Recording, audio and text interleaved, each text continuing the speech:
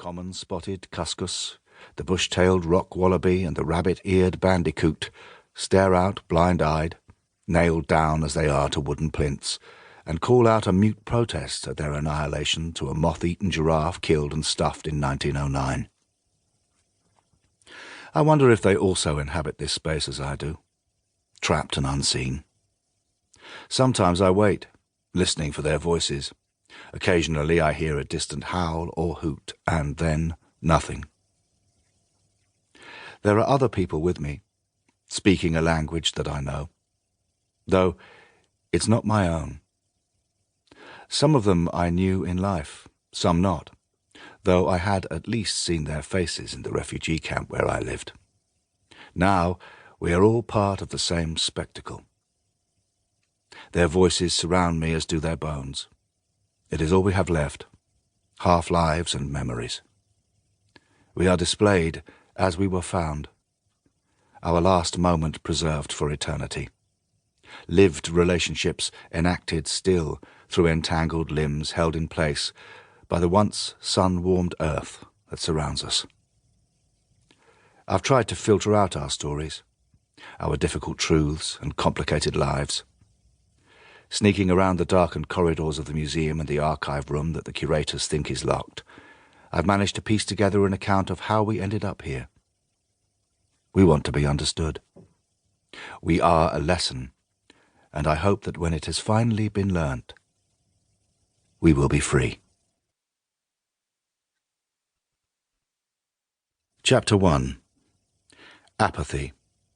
A Beginner's Guide. Barry. If I was to write a book about my life, I'd cut out all the shit bits. This bit here, for example, would definitely not be in it. This bit here is terrible. The waking up in the morning and not knowing what the fuck is going on, again. The opening of your eyes to the colour beige. The knowledge that you are somehow living a beige life, and that this means that at some point you clearly stopped paying attention. My precious guitar lies broken-stringed in the corner, and there's a stranger in my bed. I can hear her breathing, but have to acknowledge that I'm only guessing at the gender of this person, which, along with their name, escapes me.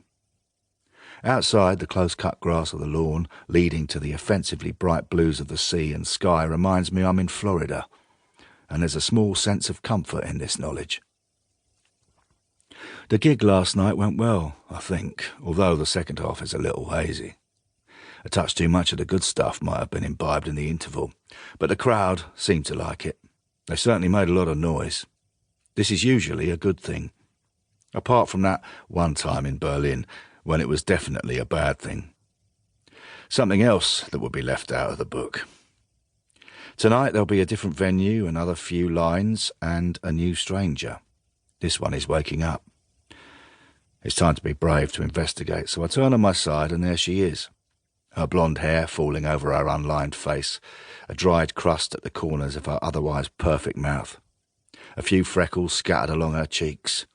It's tempting to rouse her, but suddenly she looks a little too innocent, and maybe a little too young. So instead I clamber out of bed naked and leave the room. "Sam," I shout as I approach the kitchen. "Coffee."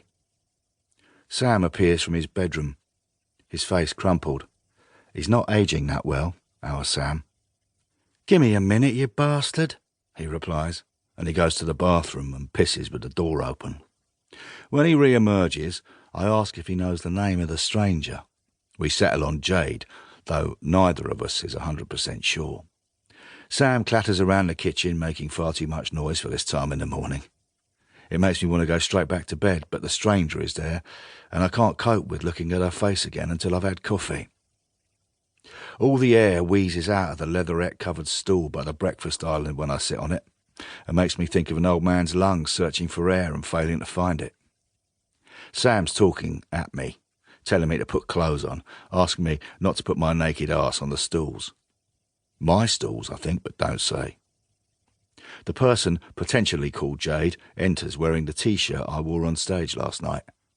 They often do this, then forget to take it off when they leave, and the next thing you know, your favourite shirt's on bloody eBay.